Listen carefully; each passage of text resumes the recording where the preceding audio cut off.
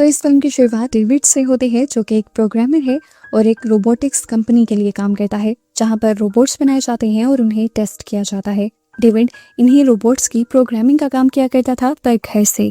कुछ साल पहले ही डेविड की वाइफ की कैंसर की वजह से डेथ हो चुकी है और अब वो बहुत ही ज़्यादा अकेला अकेला रहने लगा है। लेकिन यहाँ इंटरेस्टिंग बात ये थी कि डेविड जिस कंपनी के लिए काम किया करता था, वो कंपनी अब एक ऐसा रोबोट बनाने के लिए एक्सपेरिमेंट कर रही थी जो इंसानों का अकेलापन दूर करे। साइंस लैब दिखाई जाती है और एक इंसान उस रोबोट को टेस्ट भी कर रहा है और इस दौरान इंसान के ब्लड प्रेशर और इमोशंस को मशीन से चेक किया जा रहा है, ताकि ये पता चलाया जा सके कि जो रोबोट्स इंसानों का अकेलापन दूर करने के लिए बनाए जा रहे हैं, उनके साथ इंसानों को रहने में कोई मसला तो नहीं होगा।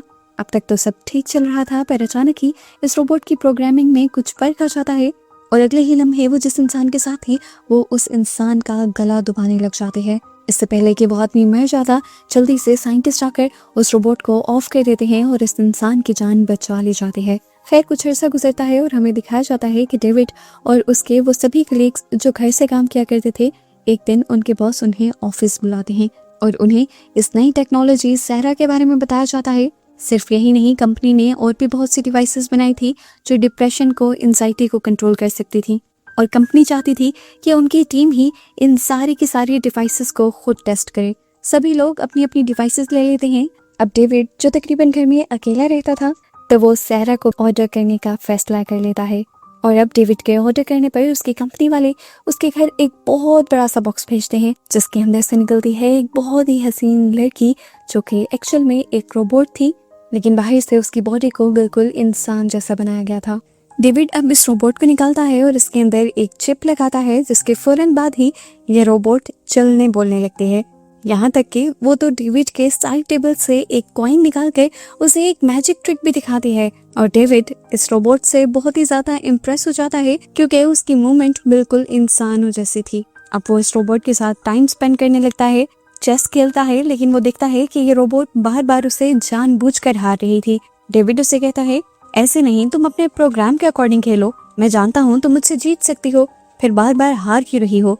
तो रोबोट बताती है कि मेरे अंदर कुछ रिस्ट्रिक्शंस कोड हैं। डेविड को इस तरह उसके साथ एक मशीनी फीलिंग आ रही थी और इस फीलिंग को चेंज करने के लिए एक दिन वो कंपनी के कंप्यूटर में जाकर रोबोट के सारे सेफ्टी कोड्स को हटा देता है, जिसके बाद से उसे लग रहा था कि अब ये रोबोट सैरा थोड़ा थोड़ा इंसानों की तरह काम करेगी और उसकी सोच के मुताबिक ऐसा होता भी है। घर आकर वो देखता है कि अब रोबोट के बिहेवियर में काफी सारे चेंजेस आ गए थे। वो यहाँ डेविड से पहले से कई ज्यादा अच्छे तरीके से बात करती है, यहाँ तक कि बारिश होने पर वो बारिश में खेलने भी चली जाती है। डेविड जब उसे रोकता है तो वो बताती है कि वो 30 मिनट तक पानी के एक्सपोजर में रह सकती है। ऐसे वो डेविड के साथ पानी में खेलती है, यहाँ तक कि वो उसके घर के छोटे मोटे काम भी अब कर देती है।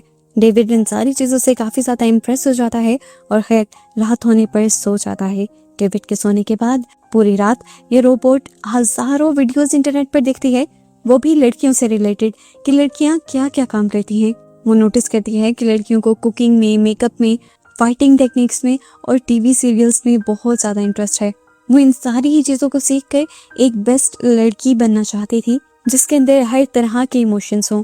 इस रोबोट के अंदर एक अजीब सा जुनून पैदा हो गया था, एक लड़की बनने का, एक इंसान की तरह बिहेव करने का। एक दिन वो डेविड की वेडिंग फोटो देखती है और उसे एहसास होता है कि उसकी और डेविड की भी ऐसी ही एक पिक्चर होनी चाहिए। इसीलिए वो खुद से एक पिक्चर बनाकर डेविड के साइड टेबल पर रख देती है और सुबह उठ के डेविड इस पिक्चर को देखकर काफी हैरान होता है और सहरा से इस बारे में क्वेश्चन करता है। सहरा, यानी ये रोबोट उसे कहती है, ये मैंने ही बनाई है, क्योंकि काफी टाइम से हम साथ थे और हमारी कोई पिक्चर ही नहीं थी।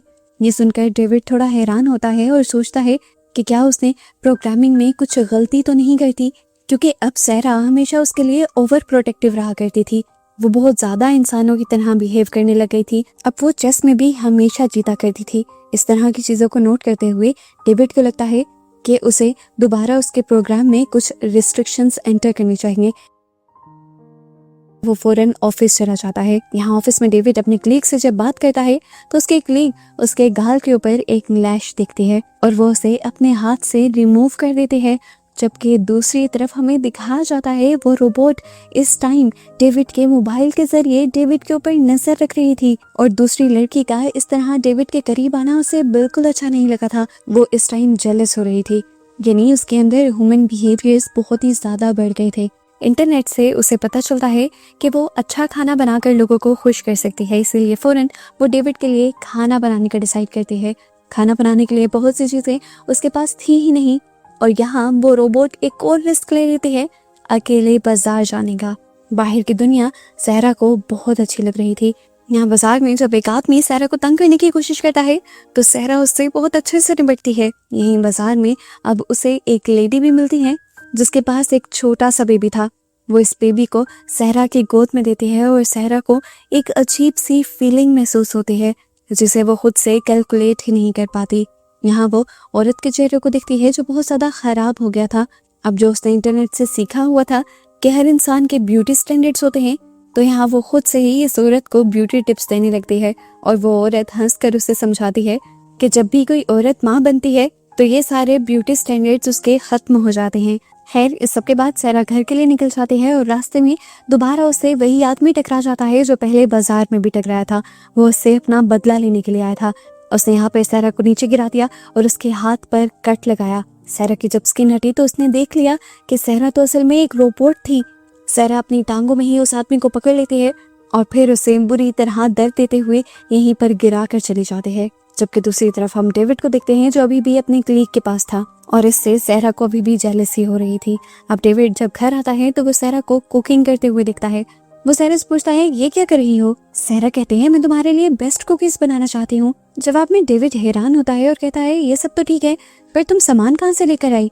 सारा बोलती है, ये काम मुश्किल था, मैं बाजार गई और सामान ले आई, और पता है बाहर जाकर मुझे बहुत अच्छा लगा और अब मैं तुम्हारे साथ भी बाहर जाना चाहती हूँ। इन बातों के दौरान डेविड उसके हाथ पर लगा हुआ कट भी नोटिस कर लेता है। सहरा बहुत ही सफाई से झूठ बोल देती है कि ये तो बस काम करते हुए हो गया था।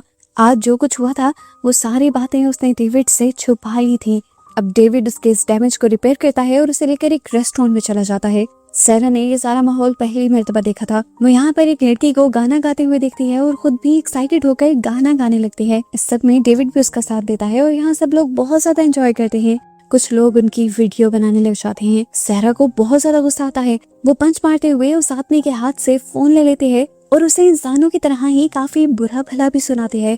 इसके जवाब में जब लड़के भी उसे मारने की कोशिश करते हैं तो सहरा उन दोनों लड़कों को पलट कर नीचे ही गिरा देती है और उनमें से एक लड़के के मुंह के अंदर अपनी हील डालते हुए उसे मारने ही वाली होती है कि ठीक वक्त पर डेविड आकर उसे यहाँ से ले जाता है और वो सहरा को कहता है, तुम्हें ये सब नहीं करना चाहिए था। डेविड को इस टाइम बहुत ज्यादा गुस्सा आ रहा था और सहरा कंफ्यूज हो गई थी। वो डेविड को मनाने की कोशिश करती है और बताती है कि ये सब मैंने तुम्हारे लिए ही तो किया था, पर डेविड कहता है, मुझे ये सब नहीं चाहिए। सहरा एक्सप्लेन करती है, मैं तुम्हारे साथ ही हूँ, तुम्हारा ख्याल रखना मेरा फर्ज है, हाँ पर इस सब में तुम्हें किसी को नुकसान नहीं पहुंचाना है। डेविड गुस्से में था और ऐसे ही वो रूम के अंदर भी चला गया। सोने से पहले उसने सहरा को उसका स्लीपिंग मोड ऑन करने का ऑर्डर दे दिया था। सहरा अपनी क्लोजेट में तो चली गई, लेकिन हमने देखा कि उसने अपना स्लीपिंग मोड ऑन नहीं किया था। डेविड ने अब फैसला कर लिया था कि सुबह होते ही वो ऑफिस जाएगा और उसने सहरा के जितने भी रिस्ट्रिक्शंस हटाए थे वो उसके प्रोग्राम में वो सारे रिस्ट्रिक्शंस दोबारा से इंस्टॉल कर देगा, क्योंकि अब सहरा उनके लिए खतरा बनने वाली थी। इस बारे में वो कंपनी को बताना भी नहीं चाहता था क्योंकि गलती उसकी थी, कंपनी उसे फाइन भी कर सकती थी। सुबह को जब वो ऑफिस जाता है तो काफी परेशान होता है। यहाँ उसकी कलीग उसे सवाल भी करती है, डेविड सब कुछ ठीक है ना? डेविड अपनी कलीग से भी सारी बात छुपा लेता है और प्रोग्राम में थोड़े बहुत चेंजेस कर वो घर वापस आ जाता है। आज रात हम देखते हैं कि उसकी कलीग भी उसकी खैरियत पूछने के लिए घर आती है क्योंकि ऑफिस में वो काफी परेशान लग रहा था। जब ये दोनों कमरे में होते हैं तो अचानक से लड़की को फील होता है कि जैसे कोई उन्हें देख रहा है। वो फौरन से उठ खड़ी होती है और डेविड उसे बताता है कि वो कोई इंसान नहीं बल्कि एक रोबोट है। लेकिन ये लड़की तो डर गई थी। इनकी बातों के दौरान हम देखते हैं कि वो रोबोट खुद ही से अपना स्लीप मोड खत्म कर देती है और यहाँ उल्टा उस लड़की की ही बेइज्जती करने लगती है कि तुम यहाँ पर क्यों आई हो, यहाँ पर तो पहले से ही मैं हूँ, इसे यहाँ से चले जाना चाहिए। गुस्से में वो तो वाइन का ग्लास भी उठाकर उसके मुंह पर फेंक देती है और उसे बदसूरत भी कहती है। डेविड एक और मरतबा इस रोबोट को खामोश रहने को कहता है, लेकिन ये रोबोट तो जैसे खामोश ही नहीं हो रही थी। उसने अपने आप को डेविड की वाइफ मान लिया था। गुस्से में वो उस लड़की के ऊपर ही जाकर अटैक कर देती है और जब डेविड उसे रोकने की कोशिश करता है तो वो डेविड को भी दूर गिरा देती है। डेविड को कुछ समझ नहीं आता। अब डेविड उसे अपने प्यार के झांसे में फंसाते हुए उसके करीब आता है और आखिरकार उसकी गर्दन पर लगा बटन बंद कर देता है। इसके बाद वो अपनी क्लीग से सॉरी कहता है और फौरन अपनी कंपनी को इस रोबोट को वापस ले जाने का ऑर्डर दे देता है। अगले दिन जब एक टेक्नीशियन इस रोबोट को वापस लेने के लिए आता है और उसे एक मर्तबा ऑन करता है, तभी वो रोबोट उस टेक्नीशियन को भी अपने झांसे में फंसा लेती है। वो इस आदमी को बेड पर ले जाती है और उसके बाद उसकी बॉडी को इस तरह से तोड़ देती है कि खून सारी जगह पर फैल जाता है। फिर वो इस आदमी की डेड बॉडी को बाथटब में लिटा देती है और वहां जाकर उसके जिस्म का एक एक टुकड़ा अलग कर देती है। इसके बाद सहरा इस आदमी के मरने के सारे सबूत भी मिटा देती है। वो सीसीटीवी फुटेज डिलीट कर देती है, उस आदमी की बॉडी के टुकड़ों को वो गन में फेंक देती है और वॉशरूम से सारे ब्लड स्टेन्स साफ कर देती है। ऑफिस में दिखाया जाता है कि जब डेविड और उसके कलीग प्रेजेंटेशन दे रहे होते हैं तो सहरा उस सारे सिस्टम को हैक कर लेती है और वहां पर इस लड़की की पर्सनल वीडियोस चला देती है। ये लड़की बहुत ही ज्यादा पैनिक हो जाती है और ये सारी बात डेविड को बताती है। डेविड को समझ आ जाता है कि सहरा उसी के घर है और अभी तक उसे वापस नहीं ले जाया गया। वो फौरन से घर जाता है और सहरा को ढूंढने की कोशिश करता है और यहाँ सहरा उसे उसकी वाइफ के कपड़ों में नजर आती है जिसने अब किसी का बेबी भी उठाया हुआ था। वो डेविड से कहती है, देखो मैं तुम्हें एक बेबी ही नहीं दे सकती थी और वो भी मैं ले आई। डेविड को खतरे का अंदाजा था, वो जानता था कि सहरा इस बच्चे के साथ कुछ भी कर देगी। वो उससे प्यार से कहता है कि प्लीज ये मुझे बच्चा दे दो, लेकिन जब सहरा नहीं देती तो यहाँ बहुत ही होशियारी से डेविड वैक्यूम क्लीनर ऑन कर उसके मुंह के साथ लगा देता है और सहरा जितने में वैक्यूम क्लीनर को मुंह से हटाने की कोशिश करती है, डेविड उसके हाथ से बच्चा लेकर यहाँ से भागने की कोशिश करता है। पर सहरा ने इस घर का पूरा एआई सिस्टम भी हैक कर लिया था और दरवाजे भी क्योंकि एआई सिस्टम से लिंक थे इसलिए वो खुल नहीं पाते। अब डेविड सहरा से डरने लगता है और सहरा को जब ये महसूस होता है तो वो खुद ही दरवाजे खोल देती है और कहती है कि उसे डेविड का डर नहीं बल्कि डेविड का प्यार चाहिए। हम देखते हैं कि बाहर इतने में पुलिस भी आ गई थी। जिस बच्चे को सहरा किडनैप करके लाई थी उसकी मॉम ने ही किडनैपिंग की रिपोर्ट फाइल की थी। पुलिस वाले इस बच्चे को डेविड से ले लेते हैं और डेविड इस सबके पीछे मुजरिम सहरा को ही बताता है। इससे पहले कि पुलिस सहरा को पकड़ती, सहरा ट्रैश टनल से यहाँ से नीचे चली जाती है। यहाँ पर डेविड का बॉस आ जाता है। वो नहीं चाहता था कि उसकी कंपनी के बारे में कोई भी गलत बात लोगों में फैले, इसीलिए वो पुलिस को समझाते हैं कि अब सब कुछ हमारे कंट्रोल में है और हम उस रोबोट को ले जा चुके हैं। ये सुनकर पुलिस तो यहाँ से चली जाती है, लेकिन वो अपने ऑफिस के सभी लोगों से उस रोबोट को ढूंढने का ऑर्डर दे देते हैं, जबकि खुद वो घबराए से रहते हैं। इस टाइम बॉस पार्किंग में थे और वो यहाँ से जाने ही वाले थे, पर अचानक से उनकी कार का बोनेट खुल जाता है। उनकी कार का सारा एआई सिस्टम भी कोई हैक कर लेता है और पता चलता है कि कोई और नहीं बल्कि सहरा ही थी जो अब एकदम से वेंटिलेशन टनल के अंदर से निकल आती है। बॉस उसे देखकर घबरा जाते हैं और सहरा उनके कुछ भी करने से पहले उनके दोनों हाथों को बोनेट के अंदर दे देती है, जिसके बाद सहरा इस कार को चला देती है और कार बॉस के साथ ही जाकर दीवार में क्रैश हो जाती है और इस तरह बॉस की यहाँ पर मौत हो जाती है। अब हमें डेविड की क्लीग का घर दिखाया जाता है, जहाँ पर अब उसके घर का एआई भी उसके कहने के मुताबिक वर्क नहीं कर रहा था। इससे पहले कि वो कुछ ठीक कर पाती, उसे दरवाजे के बाहर से डेविड की आवाज सुनाई देती है। वो जाकर फौरन से दरवाजा खोल देती है, पर यहाँ पर सहरा आई थी जिसने डेविड की आवाज निकालते हुए इस लड़की को बेवकूफ बनाया। सहरा को देखते ही ये लड़की घबरा जाती है और दरवाजा बंद करने की कोशिश करती है, लेकिन सहरा उसे दरवाजा बंद नहीं करने देती और अब उसे पकड़ के बहुत ज्यादा मारने लग जाती है। वो उसके बालों को पकड़ के उसे शीशा दिखाती है और कहती है, देखो क्या तुम मुझ जितने खूबसूरत हो? नहीं ना, जल्द ही हम तुम इंसानों को इस पूरी दुनिया में रिप्लेस कर देंगे। ये कहते ही वो उसके सर को शीशे में मारती है और फिर उसे बाथटब के अंदर डुबाने लग जाती है।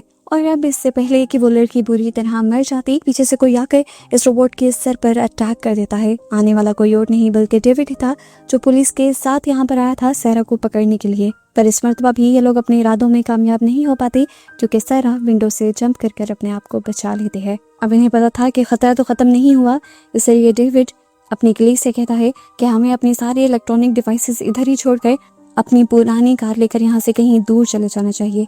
पुरानी कार्स को लोग ट्रैक नहीं कर पाया करते थे, इसीलिए ये पुरानी कार में एक ऐसे घर में आ जाते हैं जहाँ पर डेविड अपनी वाइफ के साथ छुट्टियां गुजारने आया करता था। यहाँ पर इन दोनों के दरमियान में बातें शुरू होने लग जाती हैं और डेविड की कलीग डेविड को समझाती है कि तुम्हें अपने गम को बांटने के लिए किसी इंसान की जरूरत है, ना कि किसी रोबोट की। इनकी बातों के बाद डेविड की कलीग कहती है कि मैं गाड़ी से अपने लिए कुछ मेडिसिन लेकर आती हूँ, तुम इतना यहीं पर रुको।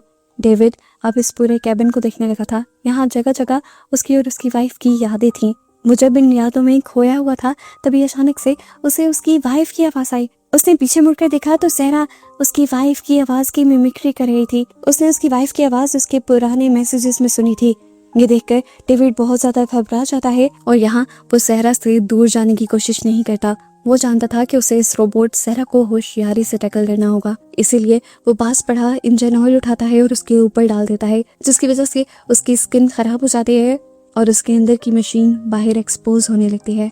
ये देखकर अब सहरा उल्टा डेविड के ऊपर ही अटैक कर देते हैं, पर डेविड यहाँ मौके का फायदा उठाकर पास में से एक चार्जिंग ड्रिल उठा लेता है और जहाँ से रोबोट के सर्किट्स नजर आ रहे होते हैं वहाँ वो ड्रिल चला देता है।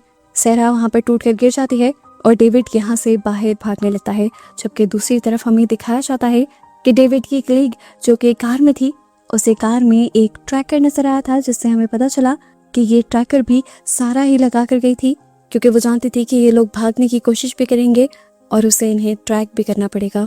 डेविड जब भागकर इस कार के पास ही आने की कोशिश कर रहा था, तब दोबारा सहरा उसके पीछे पड़ गई थी। वो अब डेविड को मार देना चाहती थी, पर डेविड कहता है कि अगर तुमने मुझे मारा तो तुम्हारा सिस्टम हमेशा के लिए बंद हो जाएगा। पर सहरा कहती है नहीं, एक मर्तबा जो एक प्रोग्राम इस दुनिया में बन जाता है उसे कभी डिलीट नहीं किया जा सकता। मैं किसी न किसी और फॉर्म में तुम्हारे सामने ज़रूर आ जाऊंगी। इस सब के बावजूद भी वो डेविड को मारने की कोशिशों में लगी रहती है और इस दौरान बारिश हो रही होती है। बारिश का पानी जब डायरेक्ट इस रोबोट के सिस्टम के अंदर गिरता है तो उसके सिस्टम में शॉर्ट सर्किट हो जाता है, लेकिन फिर भी सिस्टम जब बंद नहीं होता तो यहाँ पर ठीक वक्त पर डेविड की कलीग आ जाती है, जो अपनी गाड़ी के जरिए सहरा को लिए आगे की तरफ उसे धक्का देने लगते हैं। आगे बहुत बड़ी खाई थी, खाई में गिरने से ठीक पहले उस लड़की ने कार से जंप कर लिया, जबकि कार उस रोबोट के साथ पानी में गिर गई। रोबोट के पूरे सिस्टम में पानी चला गया और ये रोबोट आखिरकार ख़त्म हो गया। फाइनली अब डेविड और उसके कलीग को लग रहा था कि सारे खतरे ख़त्म हो गए और अब इनकी ज़िंदगी पहले की तरह नॉर्मल हो गई। लेकिन मूवी के पोस्ट क्रेडिट सीन में हम डेविड को उन्हीं की कंपनी की एक पार्टी में जाते हुए देखते हैं, जहाँ पर उसे एक और AI प्रोग्राम से इंट्रोड्यूस करवाया जाता है। और जब वो रोबोट डेविड के सामने आता है तो वो रोबोट अपने आप को डेविड से सहरा कहकर ही इंट्रोड्यूस करवाती है और यही नाम डेविड ने पहले वाले रोबोट का रखा था। ये सुनकर डेविड डर सा जाता है और ऐसे ही ये मूवी इस सवाल के साथ खत्म हो जाती है कि आगे क्या होगा।